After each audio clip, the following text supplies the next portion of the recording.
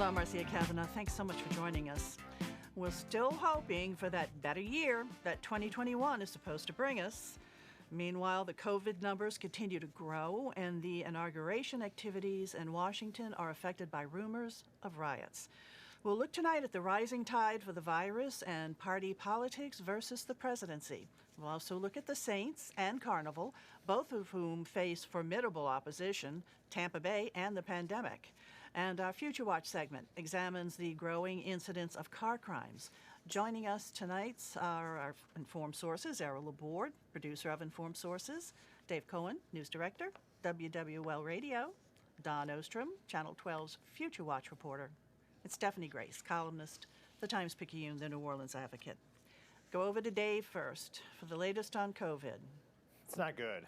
I talked to the state health officer, Dr. Joe Cantor, this week, and he said this is the most dangerous time of the pandemic we have seen yet. He said people aren't acting like that, but there is more COVID in the community now than there has been at any time since this all started, in terms of cases, in terms of hospitalizations, in terms of deaths. Everything is higher. And he says we just got to the point where we're starting to see the impact from gatherings over New Year's and New Year's Eve and New Year's Day. Yeah. So they're expecting a very challenging next couple of weeks and next couple of months where people seem to be not as concerned or over it and not following the mitigation efforts nearly as well as they did early on. And he expects, and he said the governor expects, to see the numbers just continue to climb and climb and climb until we can get a handle on it through vaccination, because it doesn't appear the community right now is reacting to the mitigation efforts and taking an active role in trying to reduce the spread. So the governor extended, phase 2? Yeah, he extended the modified phase 2 because he said he could go further and lock things down further, but he said if people aren't listening to the current restrictions, why would they listen to more strict restrictions? And he's frustrated, but I think he's gotten to a point where, instead of daily, we're seeing him weekly now talk about it, because I think he felt like he was wasting his breath every day, repeating himself when people weren't listening. And, in pockets, obviously, there's better compliance than in some places than in others. But vastly across the state, we're not seeing great compliance now. We're seeing the numbers grow. We've surpassed the 8,000 deaths mark. We've now got 365,000 cases of COVID confirmed, and it's rampant. And there's really just a sense of, well, we can ask for people to do a better job, and he urged employers to help him by sending people home. That if you do not need your workers at your job site, if they do not need to be at the office, send them home. He wants more workers working remotely, and he said stop going out to eat. Go to restaurants, pick up the food, and bring it home. And those were the only real things he kind of added to the current restrictions. Now, in the city of New Orleans, the mayor went back to a modified phase 1 and came out and said, you should not be around anybody at any time who is not in your immediate household. That's how strict she is saying people need to follow these guidelines, and no gatherings at all for any reason, unless they're people that you live under the same roof with and are around all the time. And the mayor went back to 25% maximum capacity in businesses, including restaurants, and no parties larger than 6 ever at a restaurant, in an effort to try and control this. And while a lot of people are belly aching and moaning and complaining about the more strict situation in the city, the numbers bear out that it is working better than most parts of the state, but we have seen the surge in New Orleans like we did in the rest of the state. It just seemed to be not quite as steep an increase and didn't come as quickly. But the entire state now, and really the entire nation, is seeing more COVID than it's seen at any point during the pandemic. David, what's the problem with the vaccinations? Why isn't that going better? It's a combination of problems, and it seems to be at the root of the problem. Most of the analysts believe that it's the fact that the federal government is leaving the decision-making up to the states. Who to vaccinate, how to vaccinate them, when to vaccinate them, where to vaccinate them, how many doses they want at a time. And we're going to see that change, though. President-elect Biden has pledged a more unified approach to it through the federal government. He has pledged to greatly increase the speed at which the vaccines are distributed. And I know his coronavirus leaders are trying to work with the states to try to streamline. It's going to be difficult, though, because so many of these processes have already kind of been put in place, and they're trying it through public, through chain pharmacies, through local pharmacies, through medical facilities, through community centers. There's so many different approaches to how it's being done, some with more success than others, but the bottom line, it's not going nearly as quickly as anybody had hoped it would. And we had seen the CDC this week change the criteria 65 and over, as opposed to 75. That's what they had originally. So the governor said, we're not quite going there yet. He did move it to 70. Right. Well, he started out at 70, and he said, we're just going to leave it there because they haven't gotten everyone 70 and older, plus those people at the highest risk and all the medical workers vaccinated yet.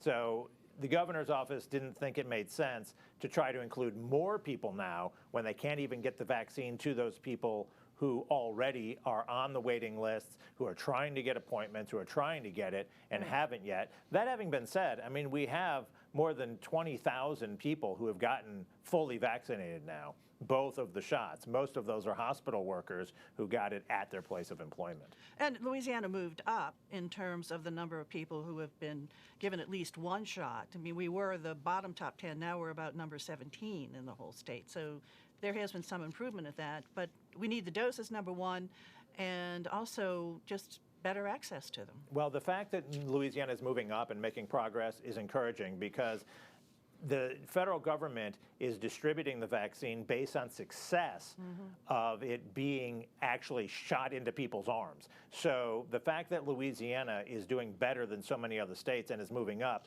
means that they'll keep sending more vaccine to Louisiana because Louisiana's been effective. Now, we have seen over 200 doses of the vaccine spoil in Louisiana because of human error or scheduling errors or problems once they were allowed to come out of the deep freeze and be ready for distribution. That has to happen within 5 days, and in over 200 cases that didn't happen. The Louisiana Department of Health is vowing to get to the bottom of that and make sure that they address it, even as much as having the Public Service Commission identify where all of these deep freezes are located so that each of the power providers know that if power goes out there, you need to get it back on. That needs to be the top priority during a power outage so that those vaccines don't go bad. Okay, the story continues. All right, Dave, thanks a lot. Let's go over to Stephanie right now. A little bit of politics, and certainly that's kind of consuming our lives too. Yes. Let's take a look at what the Republican Party is doing here in Louisiana.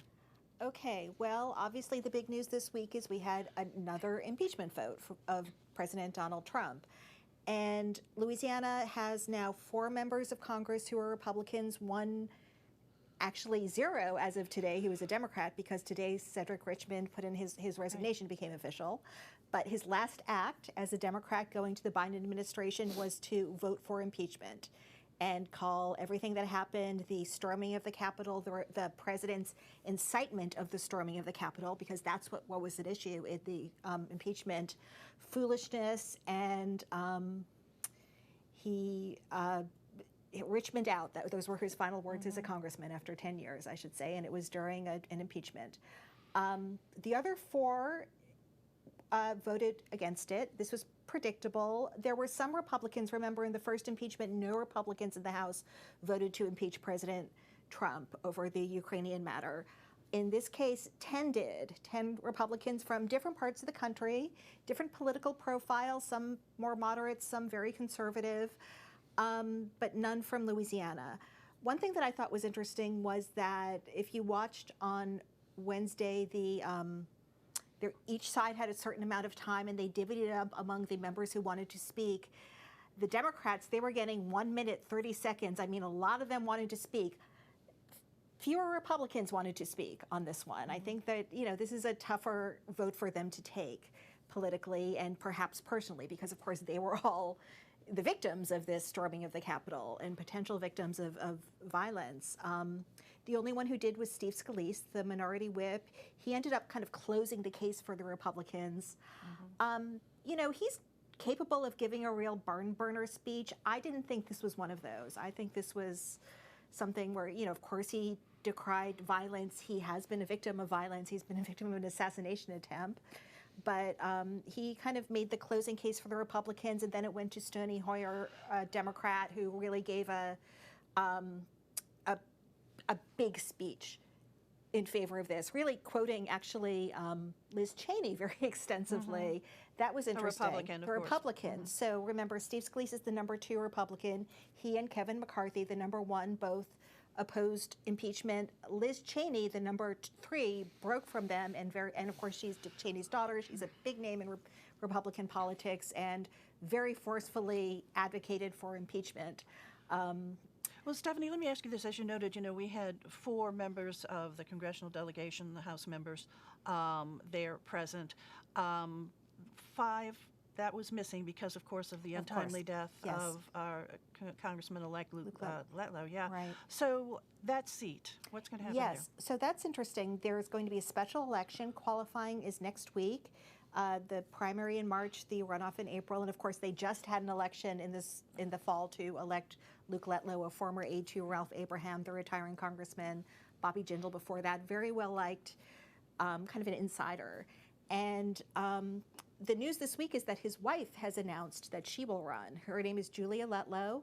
She's, a very accomplished person on her own. She's a PhD with a big administrative job at the University of Louisiana up at Monroe.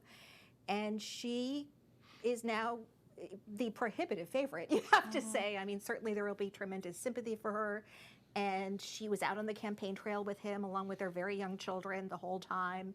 She's, so she's familiar with the voters. They've seen her. And I think it's unclear whether Lance Harris, who was a legislator who was the runoff opponent of Luke Letlow, will run. He hasn't said. I think this makes it much less likely. I think this will be possibly a walk. And that's in March, right? And that's in The March, special election. same time as the election to replace Cedric Richmond. Okay, no. Stephanie, the Republicans who were standing by for Trump, who were backing, Yeah. were they doing it? Do we know? Is this like for the good of the party, for party unity, or is it a real determination for Trump that they're really backing him? Well, Scalise kind of led on obliquely that he understands the election is over and that Joe Biden will be president. He hasn't really said it, but he wrote an opinion piece decrying the violence in the Wall Street Journal in which he said there needs to be a peaceful transition of power, which I think is the first time he's acknowledged that there will be a transition of power next week. I think they're taking care of their own politics. I think they're looking at their voters who voted for Donald Trump and trying to figure out who will punish them, who won't. I mean, I think it's so interesting that the one, the previous question from last week, which seems like a year ago, Bill Cassidy was the only Republican who broke off from Trump and said, look, we're not challenging the election results. Joe Biden will be the president. Bill Cassidy was just reelected for 6 years. He doesn't have to worry right now.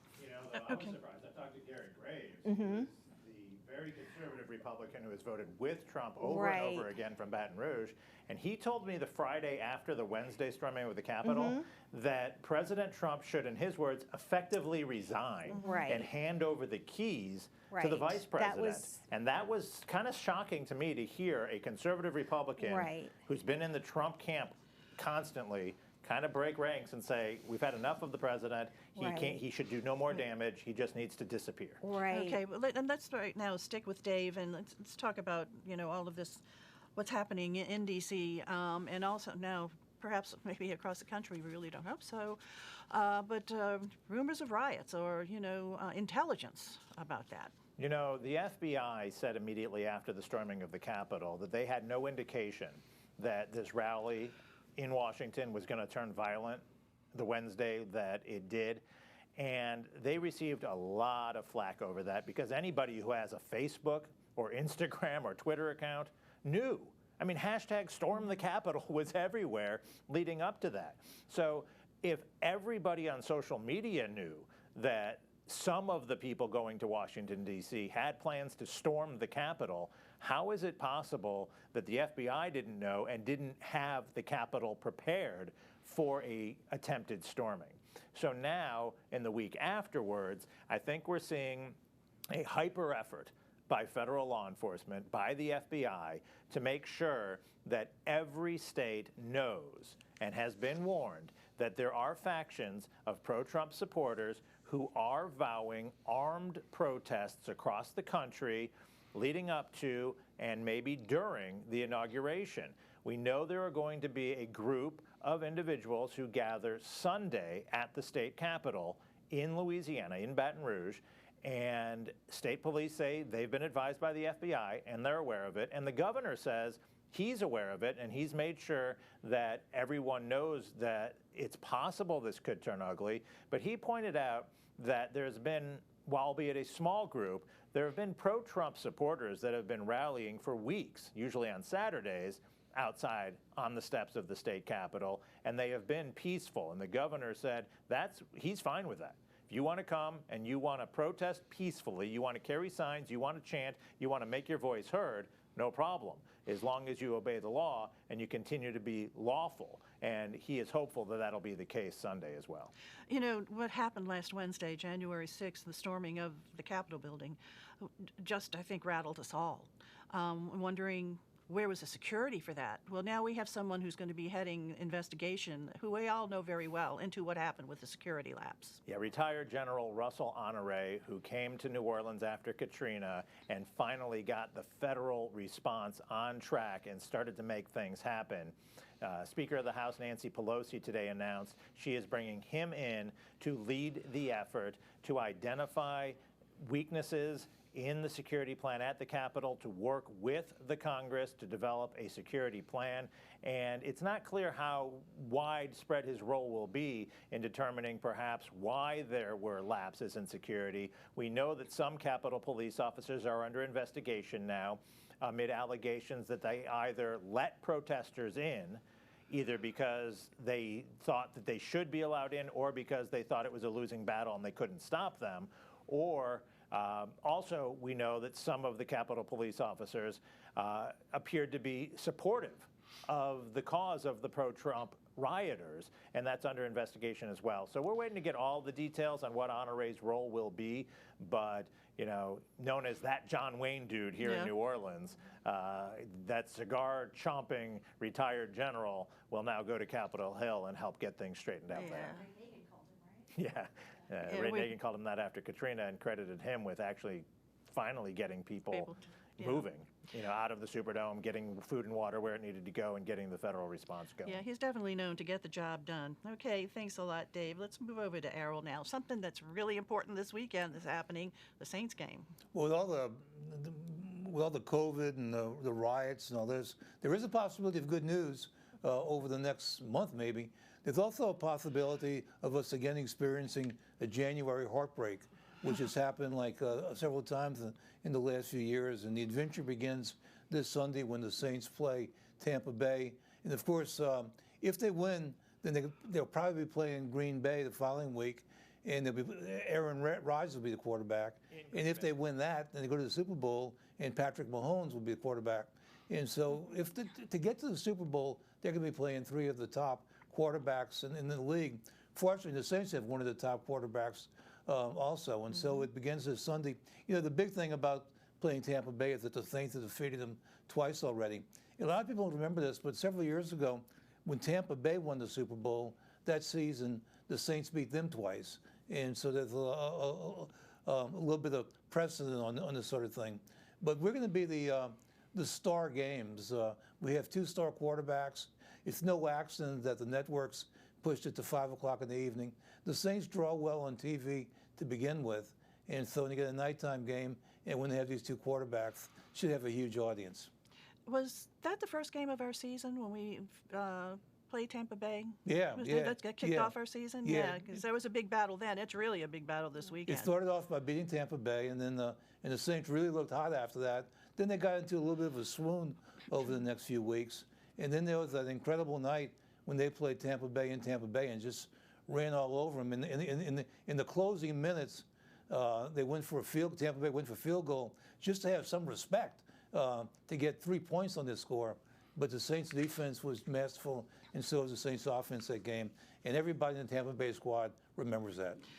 Not the same team, though. I mean, it's Tampa Bay, but they've really come together. It's going to be a tough tough match. Well, teams change over the course of the season. People get hurt, people leave, strategies change, and so, yeah, they're always a little bit different. Everyone expected it would take time for Tom Brady to settle in Tampa Bay and get used to all the new coaching, new players, new everything. And so those analysts who think Tampa Bay can beat the Saints are pointing to Tom Brady finally being comfortable in that system and in playing in the playoffs.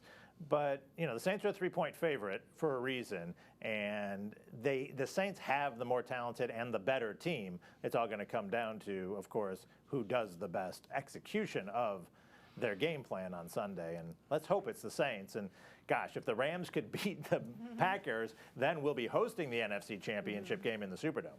And we'll relive what happened a couple of years ago. Oh, no, not all of it. Yeah, with the Rams. No, we don't want to relive that. And you know, the sub-story to this, of course, is Drew Brees, because a lot of people in the media are speculating that's going to be his last season, of course, with the injuries that he's had.